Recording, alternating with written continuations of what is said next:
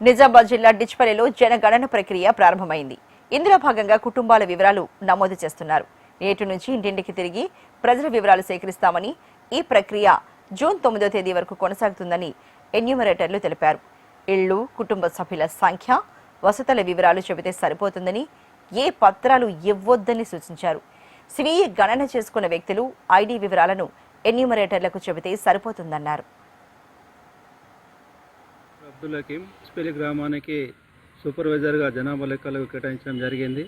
ఈ రోజు నుంచి ఫీల్డ్ వర్క్ ప్రతి ఎన్యూమరేటర్కు కేటాయించిన తమ బ్లాకులను చూసుకొని సీఎల్ నంబర్లు వేయడం జరుగుతున్నది. దాంతోపాటు ఈ 3 రోజులు ఫీల్డ్ వర్క్ చేసేసి ఒక మ్యాప్ గీసేసి 4వ రోజు నుంచి ఆన్లైన్లో జనాభా గణనకు సంబంధించిన నివాస గృహాల సంఖ్య, కుటుంబాల సంఖ్య నమోదు చేయడం జరుగుతుంది. ఇంటి నిర్మాణం ఏ విధంగా ఉంది, వంట సామాగ్రి ఏ విధంగా వాడుతున్నారు, గోడలు ఏ విధంగా కట్టబడ్డాయి, రూఫ్ పైకప్పు ఏ విధంగా ఉంది, ఒక ఇంట్లో ఎన్ని కుటుంబాలు నివసిస్తున్నాయి అనే సంగతి ఈ 3 రోజులు సేకరించిన జనాభా లెక్కలకు సంబంధించిన సమాచారం సేకరించడం జరుగుతుంది.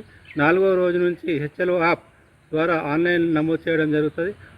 అప్పటి వరకు మ్యాప్ తయారు చేసేసి మేము మా పనిని చేసి ఎంఆర్ఓ గారికి, చార్జ్ ఆఫీసర్ గారికి సమర్పించడం జరుగుతుంది.